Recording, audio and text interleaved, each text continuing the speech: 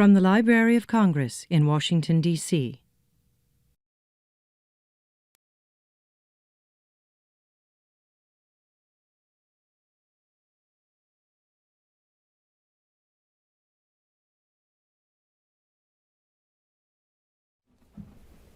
Well, good afternoon and welcome to the Library of Congress. I'm John Cole. I'm the director of the Center for the Book in the Library of Congress, which promotes books, reading, literacy, and libraries on behalf of the Library of Congress. We were created almost 40 years ago by Librarian of Congress Daniel Borston when he was a librarian. And we operate primarily here at the library through events such as this one, which are noontime events by new books by people who have a special association with the Library of Congress.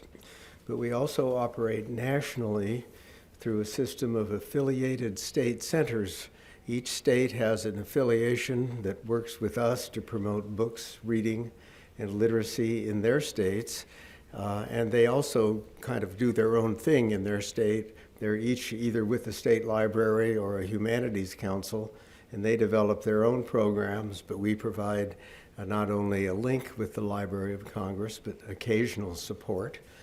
A second way we operate nationally is through reading and literacy promotion partners. These are nonprofit groups that are already interested in literacy and in reading. And often they have branches here in Washington. And each year we have a national meeting for each of these affiliates where in person we swap ideas and promote the activities on behalf of reading and literacy promotion. We are also the sponsors, and I gave this a major sponsor. The Library of Congress has a wonderful book festival each year, and the Center for the Book plays an important role in it. And I put this here to remind me to tell you we have a date for this coming book festival that will be here. It will be in the Washington Convention Center on September the 24th, all day. And we'll be having more than 120 writers. And the real heart of this is the writers and the readers. And so it's book signing and listening to our favorite writers, and also some programming, including, of course, a literacy corner. It will be in the convention center, and that's been a wonderful way for us to reach a broader audience. The Center for the Book has this program series, which is, as I mentioned, new books by prominent writers. And it is a library-wide series, and I know we have help today in recruiting the audience and helping us spread the word about the talk from all parts of the library. And I'm pleased to see people here from the Congressional Research Service, which is the policy part of the library that deals, among other things, with health, and from the Daniel Murray Association, which has been supportive of Center for the Book programs in the past. And finally, and this is the end of my preliminary part, by coincidence, the Library of Congress Literacy Awards, which were created by David Rubenstein 3 years ago, and we have just finished giving the third set of awards, is hosting a symposium. We do an annual symposium that kind of stretches the boundaries of literacy. And last year it was on poetry and literacy. This year it's on literacy and health. And it's going to be here March the 16th and March the 17th. And on the handout table, there is information. It's a public event, and you'll get the information. And I'm hoping that people could come on March 17th. It's really on St. Patrick's Day. And we'll be talking about a subject that is very dear to our speaker's heart. I learned when I read his wonderful autobiography, which he's going to be discussing today. Our speaker, of course, is Dr. Louis Sullivan, who served as the Secretary of Health, and what did we call it in those days? I must have it in here, for Secretary of Health and Human Services under George H.W. Bush in the administration. And we will hear his story today, which is part of his new biography, autobiography, and it's really a moving tale, an interesting story about how a man from Georgia really and went to Morehouse College, attended medical school, and came to be the Secretary of Health and Human Services, and much more than that. And he will be telling you that story. I'd like to say a word about our schedule. All of our talks are filmed for the Library of Congress website, and will include a question and answer period as well as a book signing. And if you are able to think of some questions, you're most welcome to. Everything, however, will be filmed and eventually presented on our website, so thank you in advance for your permission to use your image and I'm sure your penetrating questions. I would like to say just another word about the program of the Library of Congress. We have another connection with Dr. Sullivan that we talked about, which I read about in his book, and that was with Laura Bush, with Barbara Bush. Our program is connected with both the Bushes who are concerned with literacy. His was with Barbara Bush, and he will tell a little bit about his connection with Barbara Bush and her concern with adult literacy.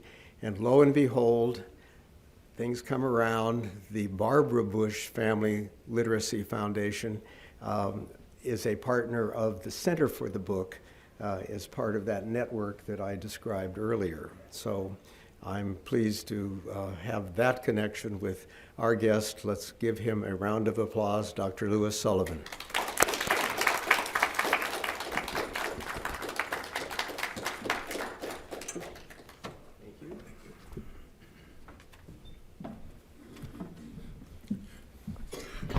Thank you very much for that generous introduction. And I'll begin by saying, for me, this is a great pleasure and honor and opportunity to be here at the Library of Congress as part of the Center for the Books program.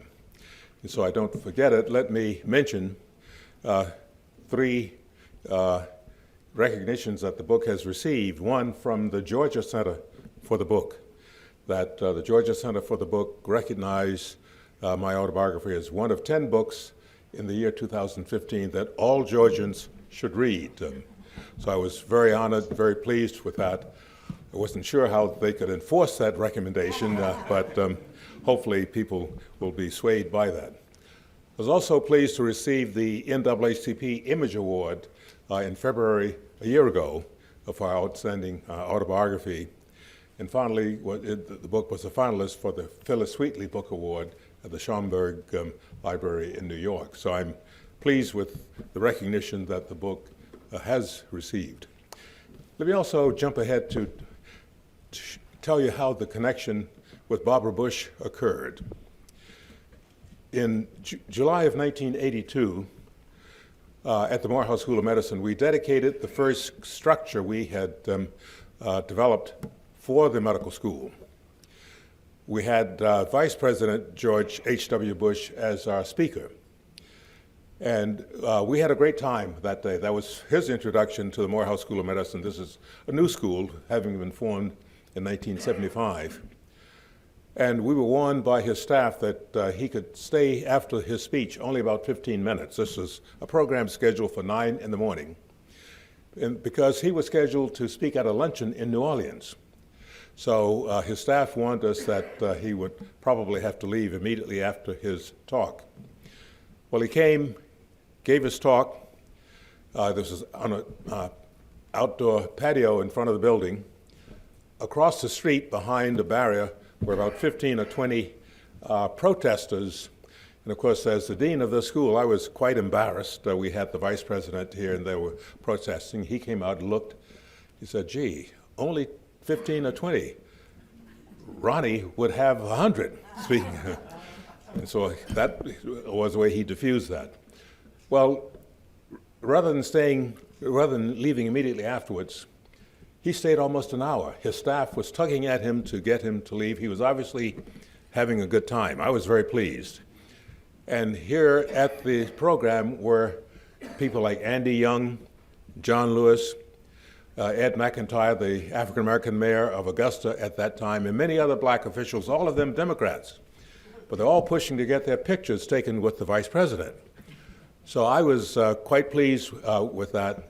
And then Vice President Bush was enjoying himself, so finally his staff succeeded in tugging him away to go on to New Orleans.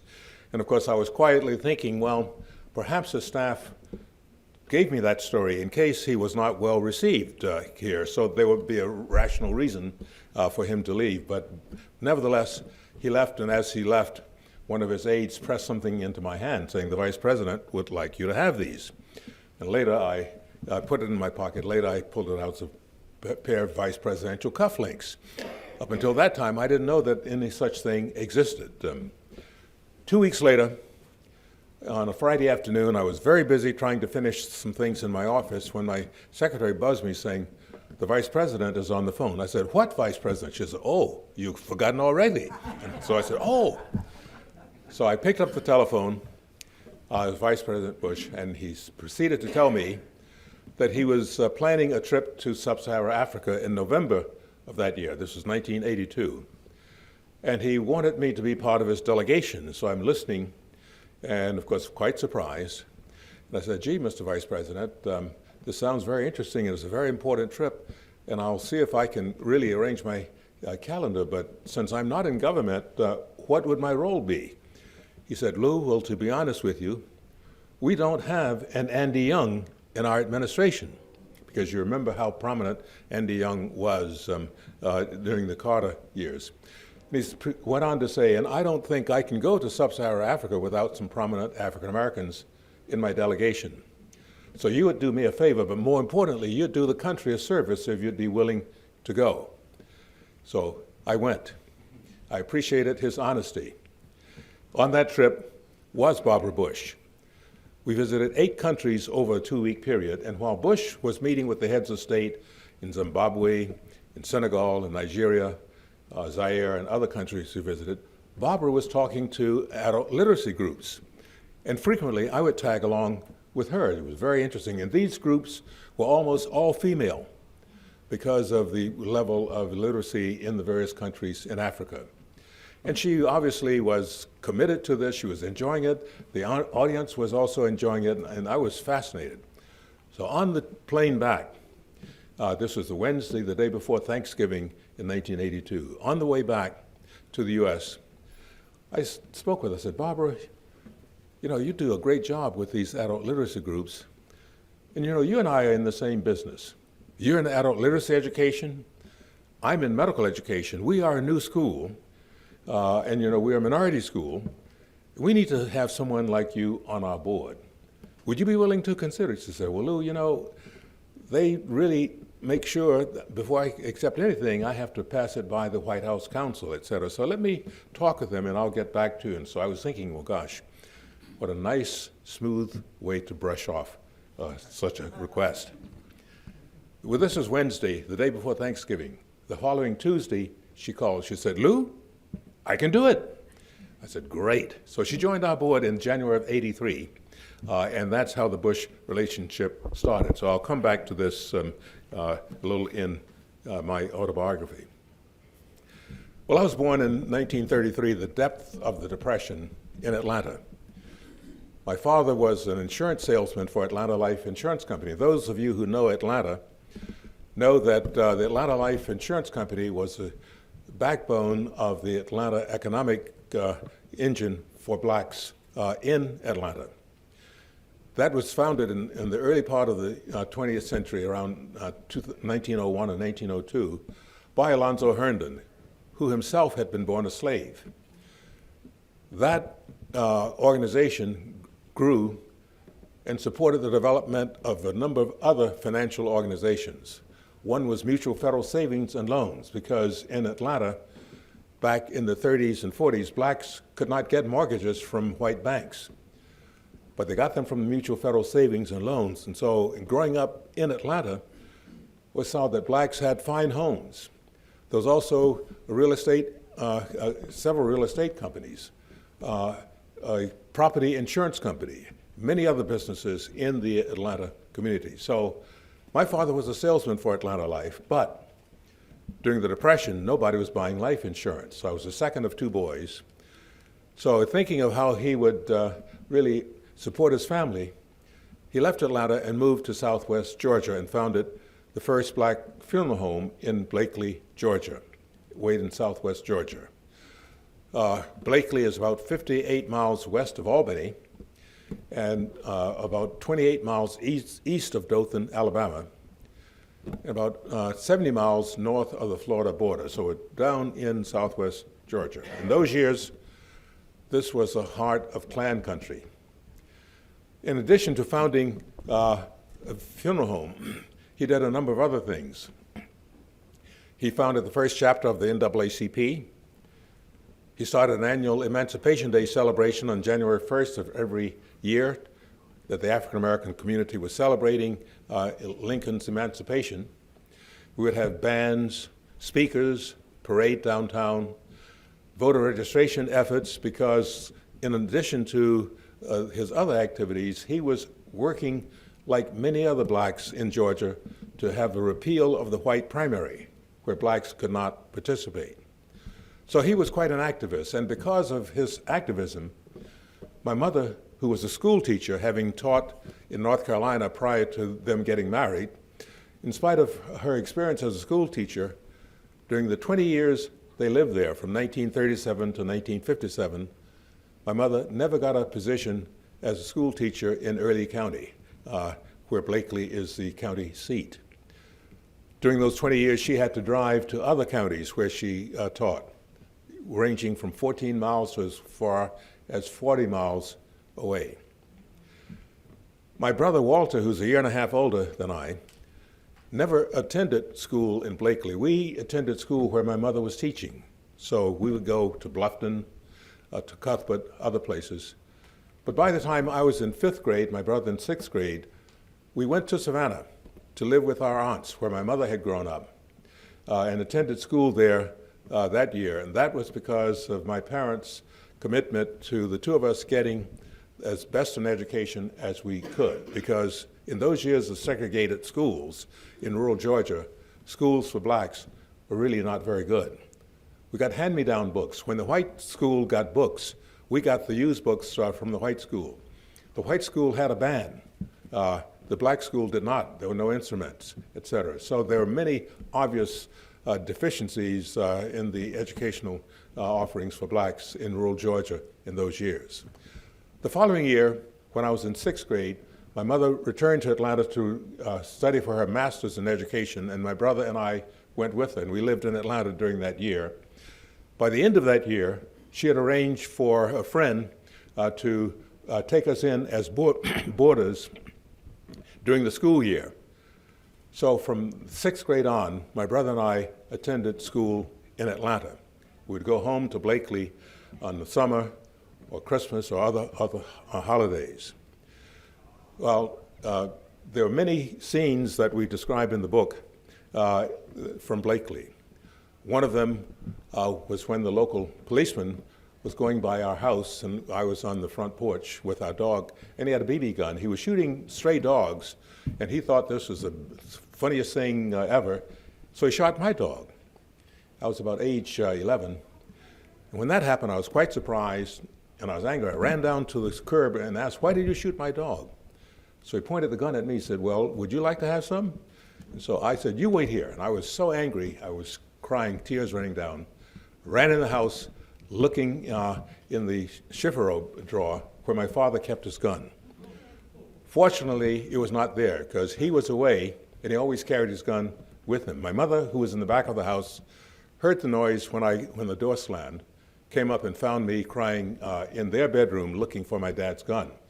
So she grabbed me to find out what was going on. And also at that time, the Iceman was there, because what we had was a refrigerator where we had to purchase ice every day.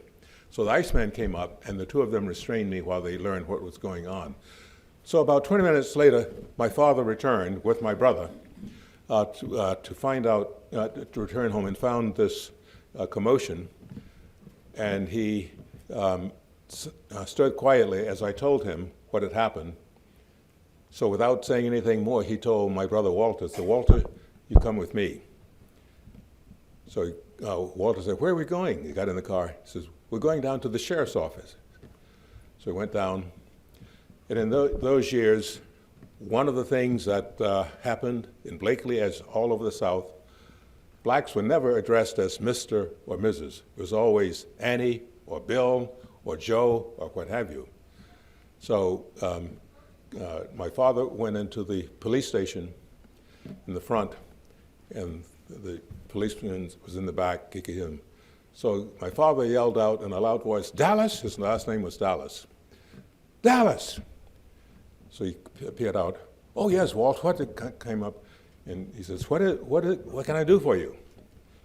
He said, well, I understand that there was some trouble up at my house. So he said, trouble? What kind of trouble? I understand that there was a problem with my dog. Oh, I don't know what. So my father then pulled this revolver out of his belt and put it right between his eyes. He said, look, let me tell you something. He said, if you ever have any trouble with my wife or my boys, you don't say or do anything to them. You come to me. Because if anything like this happens again, I will blow your brains out. By this time, Dallas was really melting with perspiration. So from then, those years on, we never had any trouble in Blakely. But my father, I'm sure as you know, was known within some of the white community as that crazy N, you know, the N word they always used.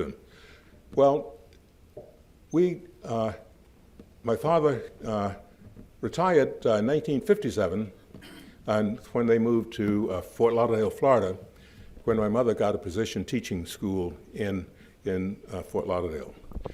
But my experience with the schools in Atlanta was very different. While the community was segregated, there's a strong black community in Atlanta. I've mentioned the business community, but there's also a group of black colleges in Atlanta that many of you have heard of, Morehouse College being one, Spelman College being another. Morehouse is all male, Spelman all female. Clark College, which is coeducational, and my mother had graduated from Clark College, and my brother, a year ahead of me, also went to Clark College. The presence of those colleges mean that over the years, there are a number of well-educated African Americans in Atlanta, and that has fed the growth of a professional class in Atlanta, not only in business, but in the arts, et cetera. And it's no accident that the civil rights leaders really focused in Atlanta. So Atlanta, over the years, even in those years back in the 40s, was really different from the rest of Georgia for the African American community. But complementing that has been the white leadership in Atlanta, led by Bob Woodruff, the former CEO of Coca-Cola.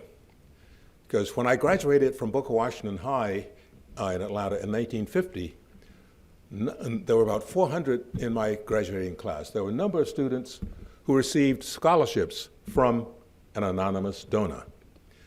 And every time that anonymous donor scholarship was announced when a student was introduced, there was a murmur, a knowing murmur that went through the room, because we knew this was Bob Woodruff from the Woodruff Foundation.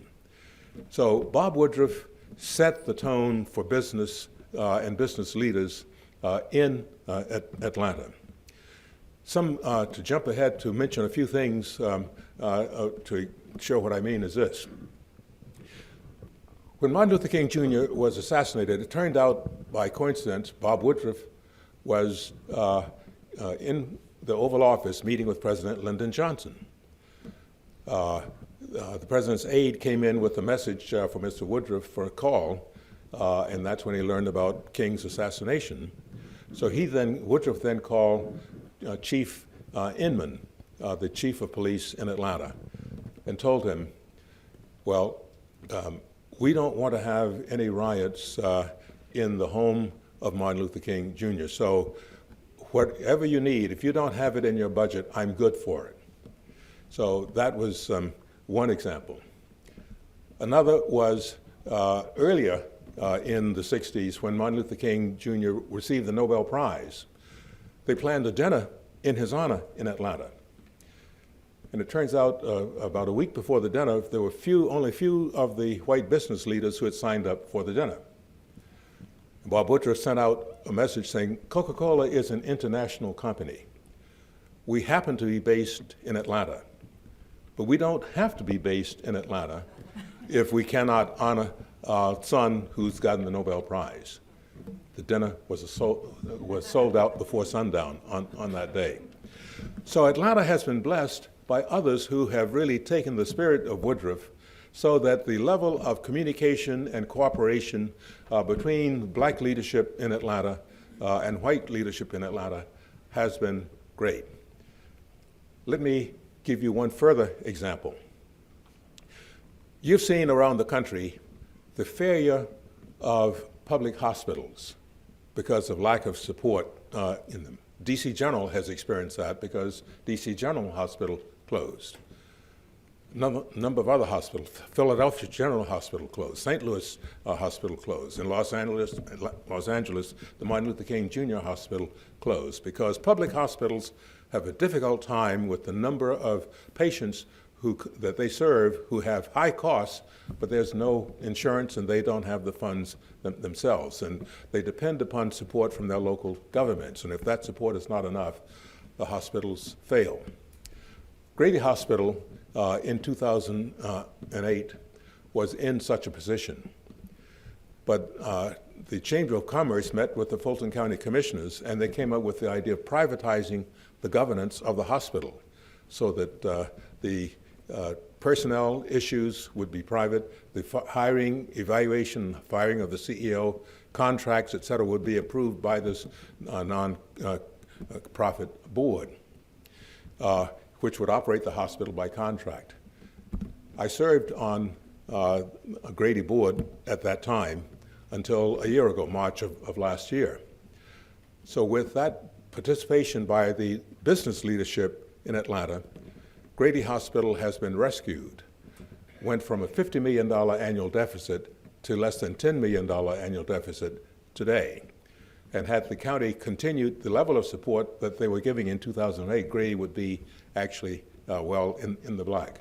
So there's that kind of community in Atlanta that my brother Walt and I grew up in, so we have enjoyed that.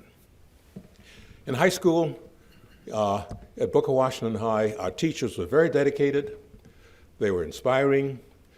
They did everything to try and interest us in learning and challenging us to do well. So I went on to Morehouse College, surprised my family. I just described that episode in the book when I told my parents that I wanted to go to Morehouse.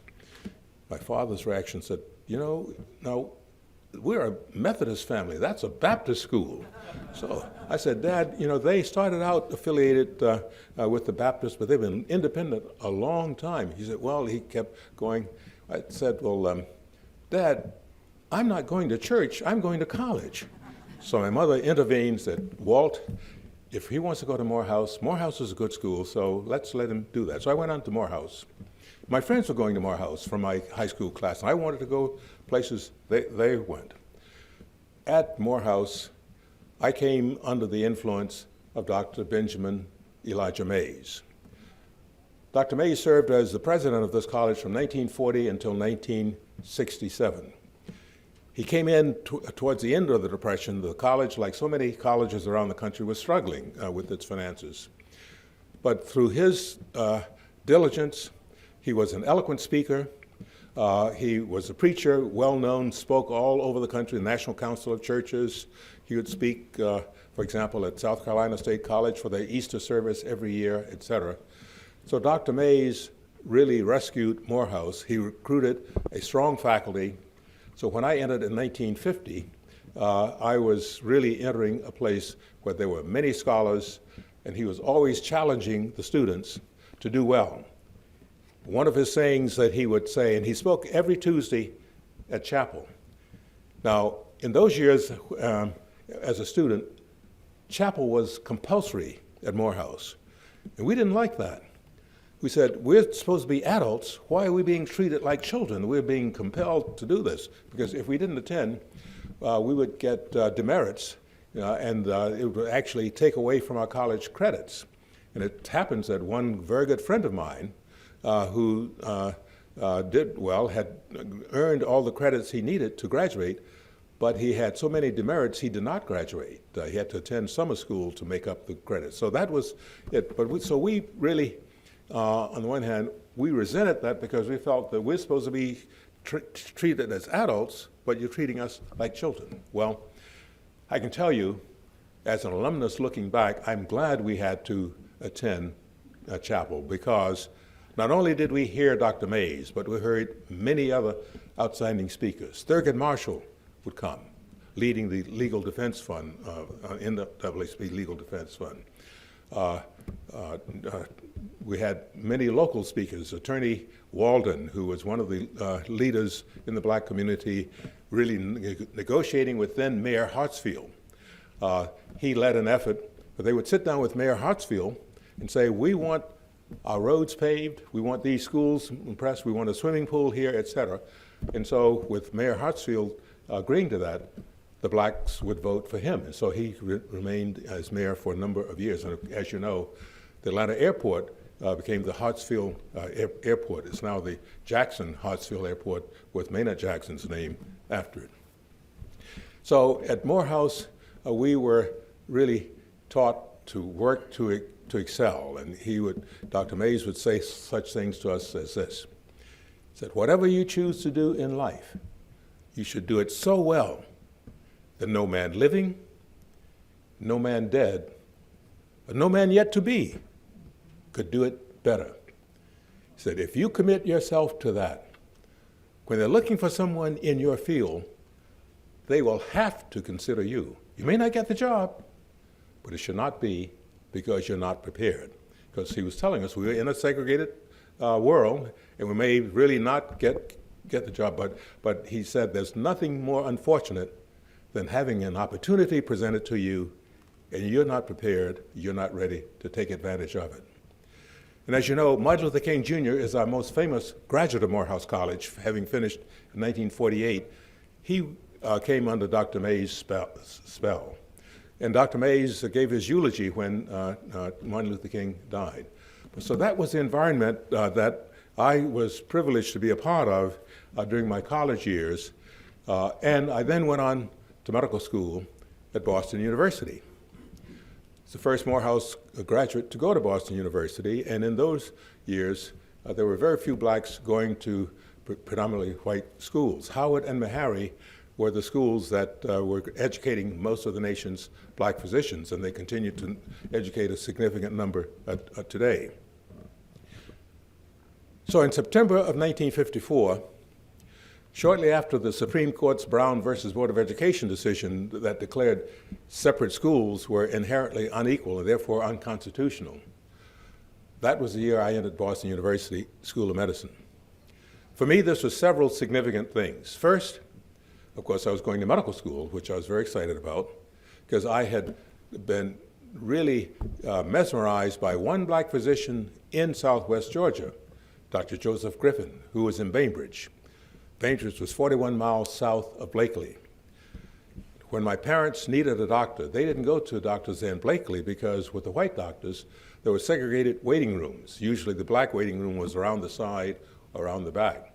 So they didn't like that. So they would not go. Only in an emergency would they use the white physicians.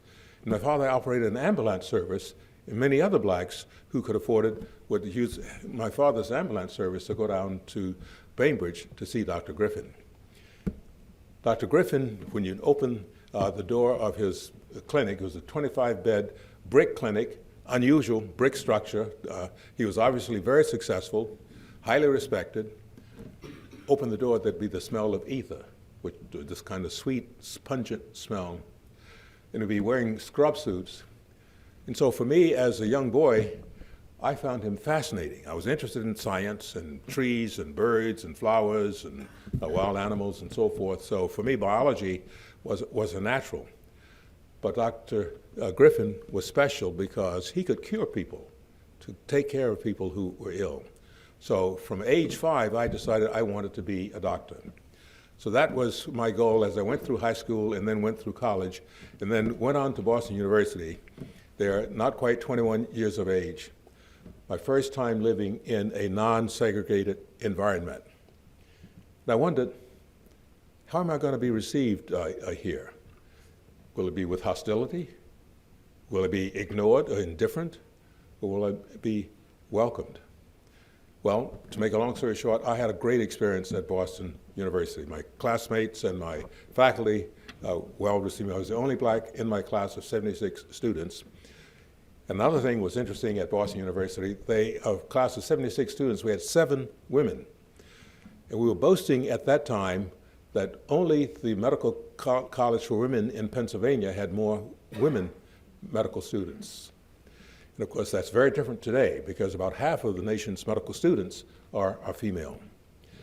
So when I entered Boston University in 1954, this was really a time for me of new beginnings, living in a non-segregated environment, really studying medicine, which had been my lifelong goal, and also the center where the revolution started, where there was the Boston Tea Party, the Paul Revere ride, the battle at Lexington, and the bridge at Concord. And I walked the Freedom Trail and took in that history, Colonel Shaw's regiment, that the all-black regiment from the Civil War, with the memorial just opposite the Capitol building there in Boston. So this, for me, was a tremendous experience. I worried when I entered. Here are my classmates, these guys who finished Amherst, Williams, Princeton, Harvard, Columbia, et cetera, places I had really heard about all these years. And of course, during our first week, we'd be meeting each other and said, "Hi, Lou, I'm from Holyoke, Massachusetts, and I went to Amherst. Where did you go?" I said, "I went to Morehouse." "Oh, yeah, Morehead, great school." No, not Morehead, it's North Carolina. Morehouse, oh, Morehouse, where's that? So my classmates hardly knew about it. So here I am, the one black in my class. I'm wondering, am I going to do okay? Will I let my parents down? Will I let Dr. Mays or Morehouse down? Since I was only black, I'm really kind of representing the black community. Will I embarrass myself? Here are all these guys who finished at the top of their class at all these places, and they never heard of where I came from. Well, our first exam in anatomy was about 3 weeks later. I got a great score, so I relaxed, and I enjoyed the rest of my medical school years. I served as class president for 2 of my 4 years there. So I had a great experience. Then when I graduated, I went through a similar phenomenon because I was accepted for internship at Cornell Medical Center. In 1958, New York Hospital had never had a black intern. So I went there. The chief of medicine had come up from Tennessee. When he interviewed me, I said, "Oh, this is it." They're just doing this to say they interviewed. But sure enough, I was surprised. I was accepted there, spent 2 years, had a great experience there, and his name was Hugh Luckey. To fast forward, in 1975, when I went back to Morehouse to start the medical school, one of the first grants we received was from the Josiah Macy Foundation, where Hugh Luckey was one of the board of directors. So he and I got to be great friends, and so that experience taught me a lesson, because I had automatically assumed with this thick Southern drawl when he interviewed me that I was out. But it turned out he became one of my best friends and boosters. So that showed me I had my own prejudices that I had to work to address. Went back to Boston for training in hematology, first at Mass General for a year and then at the Thorndike Laboratory at Harvard at Boston City Hospital. Then joined the faculty, first in New Jersey College of Medicine, but then recruited back to Boston after 2 years to my medical school alma mater to become what eventually was professor of medicine. I thought I was really then set on my life's path because I wanted to be chairman of the Department of Medicine, hopefully by age 45. But at age 41, Morehouse College decided they wanted to start a medical school. And I worked with them as an advisor. I was very pleased to advise them on this, but then they surprised me by asking if I would come back to head up the school. And after some thought, and I describe this in the book with the details, my wife, Ginger, we got married in medical school. She's from Massachusetts, 3 children born in Massachusetts. So my ties to Georgia had become a little tenuous. But the idea of medical school at Morehouse was fascinating because the rationale for the school is as follows. A shortage of black physicians and other black health professionals. In 1950, 2% of the nation's physicians were African American, when blacks were 10% of the population. During the civil rights era, a lot of things changed, including efforts to increase the number of African American and other minority health professionals. So today, rather than 2%, it's about 4.7%, whereas blacks now are 12% of the population, Hispanics are 15% of the population, and they represent only about 4 or 5% of the nation's physicians. So the rationale for developing a School of Medicine at Morehouse was to increase the number of African American and other minority physicians. And so I went back and worked there, established the medical school, which became independent from the college in 1981. We started as a 2-year school, but evolved into a 4-year school there. And I can say to you today that we now have a number of graduates who have done well. We've produced a Surgeon General. Regina Benjamin was one of our graduates. We produced the president of another medical school, and one of our graduates from South Africa returned to South Africa and developed the first nationwide blood banking system in South Africa, modeled after the Red Cross blood banking system. I was there in October of 2010, had dinner with him. They were celebrating the completion of their first year of operation without a single case of transmission of HIV or hepatitis C virus. So it's a very important contribution there. So those are the things that have animated me during my life. I'm officially retired, though I'm still active in a number of voluntary organizations working to not only improve the health system, because my focus is not only on the African American and other minority communities, but on our country at large. Because during my time as secretary, we worked to develop a new food label, which was approved. We worked to discourage tobacco use and to improve healthy behavior. Because I say that while the 20th century was a century in which we experienced tremendous advances in the sciences undergirding medicine with many new drugs, new therapies, medical devices. Life expectancy has improved because of improvements in public health. The 21st century is going to have its major improvements if we could improve the health behavior of our citizens. That's why I was pleased to launch Healthy People 2000 in September of 1990 when I was a secretary. That has continued now, and so with increased emphasis on healthy behavior, we hope to see many improvements in the health of our citizens going forward. So with that, I will stop and will be pleased to respond to any questions or comments that you might have either on things I have mentioned or things I may not have mentioned. I'll be happy to try and respond to them. So thank you very much.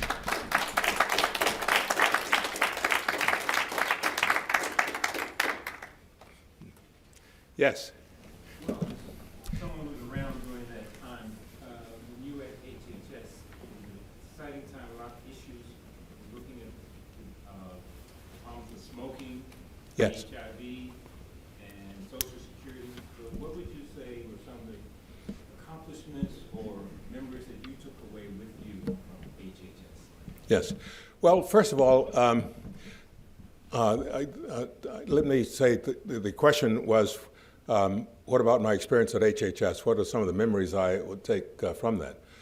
I'd say this. The first, I was impressed with the dedication and the expertise of the employees at HHS, because I'd not been in public service before. And of course, what I'd heard from various members of Congress who are always criticizing things about the federal bureaucrat suggesting that that person is really either incompetent or inefficient or whatever. I'm sure there's some of that, but there's some of that in the private sector. But I was impressed by the number of employees who are not only expert in their fields, but who worked hard. Occasionally, I would sneak in to my office on a Saturday or Sunday to try and do some things quietly because of my schedule. And I noticed that in the parking lot under the building, about 20% of the places would have cars there. Employees were there. When I would have briefings on various activities, of course, I was impressed by that. So that was the first thing. The second thing that I was impressed by in somewhat of a different way was how personal the programs of HHS are to so many people. Because HHS deals with so-called hot-button issues, abortion, animal rights, because many animal groups don't approve of animal experimentation. So they would really do everything to try and stop that. And of course, I'm a supporter. I'm certainly for ethical treatment of animals, but there's so many advances that have occurred because of our ability to do work in animals, so that when we work in humans, we are at less risk there. Another group that was a surprise was the disability group.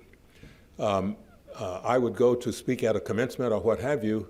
People would be brought in wheelchairs, and so the ushers would bring them right down front so they could be seen. And they would be there very orderly, et cetera. Then when I would get up to speak, they would throw themselves out of their wheelchairs and start crawling toward the station and toward the podium, chanting, "Why won't you meet with us?" Well, their issue was this. They wanted to have 1/3 of the funds spent for nursing homes spent for home care. And of course, my staff had met with him and explained, well, it's in the law. The secretary does not have the authority to change the law. It has to be changed by the Congress. But nevertheless, they would be there. And of course, in front of an audience, you couldn't explain that. As you know, this thing is, if it takes you more than a sentence or two to explain it, you've lost it. So that was really something which was very unusual. So when I was sworn in by my Assistant Secretary for Personnel, because the day I was confirmed by the Senate, he came up with his Bible and swore me, and I said, "Wait a minute, we're going to have a ceremony." He said, "Oh yes, we'll have that in a couple of weeks, but the real ceremony is swearing you in right now before they change their mind." So I took the oath, but when he swore me in, he said, "Congratulations, you're now the most sued person on the universe." Most of that was Social Security issues, or people had legal issues about eligibility or payment or other things like that. So those were some of the things that surprised me. And of course, I also learned you don't have to explain or qualify or apologize for words that you didn't say. In other words, during my orientation, one of the things I was always taught, think through now when you have a question, particularly in an emotional setting. Don't just strike out, because then you might say the wrong thing, and then you're forever trying to say, well, what the secretary really was trying to say or meant to say, etc. So that was another thing, because I learned, of course, that the press is out there to make news, and you may be their vehicle to make news. So if they can get you to say something that is different or sounds different, etc., that's a problem. So those are some of the things that are there. But overall, I say my experience for me was 90% positive, only about 10% negative, because I got used to being picketed after a time, and I realized that really it's because I have this position. Once I was no longer secretary, on January 20th, 1993, the pickets went to the new secretary, so they didn't go to me. Yes? So I wasn't here for the whole talk, so maybe you said this at the beginning, but about the Zika virus, do you know what's been done to heal that, to figure out what's causing it, to get a healing going, some mosquitoes going? The Zika virus? Yes, right. Well, let me just repeat the question. Say, what is the status of our understanding about the Zika virus? And what's the way we can stop the mosquitoes? Yes, and the way we stop it, yes. Well, first of all, the Zika virus has been around for a long time, but it's been really primarily in Africa and in South America. And so there, you have a population that has been exposed to that virus, so there's a lot of immunity there. But what has happened in Brazil, this virus has come in to areas where it was not there before. So you have a population that is what's called naive in terms of immunologic terms. They've not had the virus before. So indeed, when people are infected with it, of course, first of all, it's my understanding that in most instances, it's a very mild viral infection, maybe a rash, et cetera, but in a few instances, you might have these severe complications that were being seen. So that's one of the issues. I do know that there's a lot of work being done to try and develop a vaccine for the virus. There's other work that's being done by experts in insects to try and develop, to change the genome of the mosquito, so that if the goal is this, if they can change that so that the mosquito cannot carry the virus, then that will help stop the epidemic. Then thirdly, environmental things such as getting rid of pools of water where the mosquito multiplies, et cetera. So there are a lot of things that are being done, and of course they're working to hopefully develop perhaps some kind of antiviral against the virus itself. So all of these things are being done, but because this is really coming into new areas, including the possibility of the southern U.S., because of climate change, that is with global warming, that means that the mosquito could move into areas where it was not there before because of the warmer environment. So, of course, for our efforts towards combating global warming, this is another argument to really do better on that, because Zika is only one of a number of conditions that really could become present that are not present in our current climate. And of course, we had the Ebola virus a few years ago, and of course, this is another example of a virus that has been in an area, but now is coming into new areas that we have to find ways to combat that. Yes. Yes. Sorry, my voice is good morning, or good afternoon. My name is Mavis, and thank you for coming to speak with us. Yes. I have like a sort of a two-part question. Okay. Do you believe that the U.S. healthcare system needs a revolution, or a revolution is possible? And what advice would you give to up-and-coming doctors on how to face the challenges in the healthcare system to benefit both medical providers and patients at the same time? Okay, I hope I've gotten the second part of your question correct, and if not, just tell me. So the question you're asking is, what things can be done? Well, is our health system undergoing a revolution or changes? And I would say yes, but it's a question of definition. The fact is, throughout the course of the 20th century, starting with Teddy Roosevelt, there has been an expressed desire of leadership to have a universal health care system. Now, the argument has been, what would be the shape of that? Because our current system is a mixture of public and private participation. Medicare and Medicaid being the largest public systems, but also the Veterans Administration, Department of Defense, and other parts of the publicly provided health care. Then, of course, the private being through insurance or through employer-provided health care, so we have this combined public-private mix. Our healthcare system really, I think, has made a number of remarkable contributions to life in America, to improve life. Life expectancy in 1900 for an infant born that year was 47 years. Today, it is approaching 80 years. That's primarily due to improvements in public health, such as safe drinking water, the elimination of malaria from the southern part of the country that was present in the early part of the 20th century, safe drinking water, and then the development of, first of all, sulfur drugs back in the 20s and 30s, then antibiotics, and many other things, and medical devices such as cardiac pacemakers, artificial joints. I have an artificial hip that before artificial joints were available, and they were not available when I was a medical student. People would be immobilized if they developed arthritis, et cetera. So we've had, throughout the course of the 20th century, remarkable advances in medical care and in health. more American scientists throughout the course of the 20th century have received Nobel Prizes in physiology and medicine than in the rest of the world combined. So that's a measure of the strength of the science in our country. So those are the things that we're proud of. But we also have a system that has a number of problems or challenges. First of all, it's too expensive. Everyone agrees on that. Health consumes about 6% of gross domestic product in 1965 when Medicare and Medicaid were instituted. 1989, when I came to Washington as Secretary of Health and Human Services, it was 11%. It had almost doubled. We're spending $1 trillion for health care from public and private sources in 1989.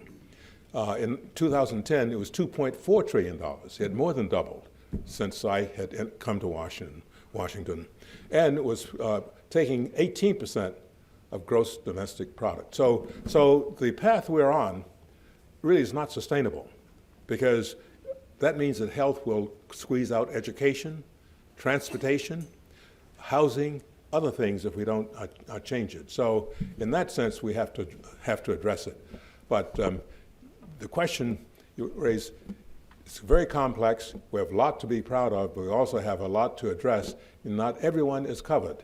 And that's what the Affordable Care Act is designed to do. That's made some improvements, and for the record, I'm for that. I really wish that members of Congress would see their obligation is to serve the people rather than to fight each other, which has been the case for the last several years. So overall, we've made improvements, but we have a lot yet to do if this is to continue. We have time for two more quick questions, if we could. Yes, ma'am? So, with your work on addressing health disparities and health equity through both the Sullivan Alliance as well as Sullivan Commission, do you mind talking a little bit about some of the numbers that we're seeing for African Americans in these fields, primarily African American males, and then lastly, as a hematologist, could you talk to how that could be translating to less treatments for sickle cell? Yes. Well, thank you. That in 25 words or less. Right. I think the question was, what about health disparities? What is the situation with the African American community, particularly African American males? I would say this, there's a lot to that. I would summarize it by saying the health of Americans, of all Americans, improved tremendously throughout the 20th century. Black Americans today are living longer than white Americans were living in 1900. So everyone has improved. The gap in life expectancy between blacks and whites back in 1900 was about 15 to 17 years. The gap, there's still a gap, but now it's around 6 to 7 years. So the gap has narrowed, but it's still there. We're undergoing tremendous shift demographically in our population. 35% of Americans today are either Latino, African American, or Native American. Roughly 10% of our health professionals come from these groups. And among some, it's even lower. I think around dentists, around 6%. So we have to do better. And the reason for that is that the relationship between the health professional and the patient also affects the outcome. So we have many instances where there's a very good relationship between the health professional, who may be of a different racial or ethnic group, but often there is some bias, even unconscious bias there. And that's one of the reasons for more diversity among the nation's health professionals. Now, the final comment is this, that we really are in serious trouble with the health profession so far as African American males. You're probably referring to the study that just came out last August that showed that in the year 2014, there was something like 525 African American males entering medical school. But that was actually 25 fewer African American males entering medical school than occurred in 1978. 1978 happens to be the year that we admitted our first class of students at Morehouse School of Medicine. So whereas other groups have made progress, there are more Hispanics going, and actually, let me say this, there are more African Americans going to medical school today, but it's because we have more African American females. 2/3 of African American medical students today are female, because there are around 1,400 African American first-year medical students around the country now, and about 800 or 900 of those are female. The rest are male. So we need to do things to address that. And the Sullivan Alliance is an organization that I had was formed in 2005, working in 9 states with programs to increase the success rate of minority youngsters in gaining access to a health profession's career, not only medicine, but dentistry, nursing, other fields, and in fields such as physician's assistants, nurse practitioners, et cetera. So there's a lot to do, and so we are far from having an ideal system, but we're still plugging and hoping that over the next few decades we will get there. One last question, ma'am. I retired from HEW in '95. I have very good insurance, but the problem that I have, if I take my prescription, to the pharmacist, they will give me a generic, and I just have a problem with getting a generic as opposed to the original, medicine that I'm supposed to get. Then I'm informed by them that it's, a couple of $100 more. So I'm just going back and forth with the generic. Yes, right. That I'm getting, and am I really getting what I'm supposed to have? Sure. Right. Well, the question, I'll repeat, is you retired in '95 from, you said HEW, but it's HEW up until 1976. So that means you started before 1976 since you used HEW, because it's been Health and Human Services since the mid-'70s when education was split off. By the way, Lamar Alexander, when he became Secretary of Education, I had over for lunch in my private dining room. And the first thing I said, Lamar, I want the rest of my department back. Because Carter split off education because of his agreement with the teachers union, but that really shouldn't have happened. But anyway, that's when it changed. Now, your question, first of all, most generics are just as good.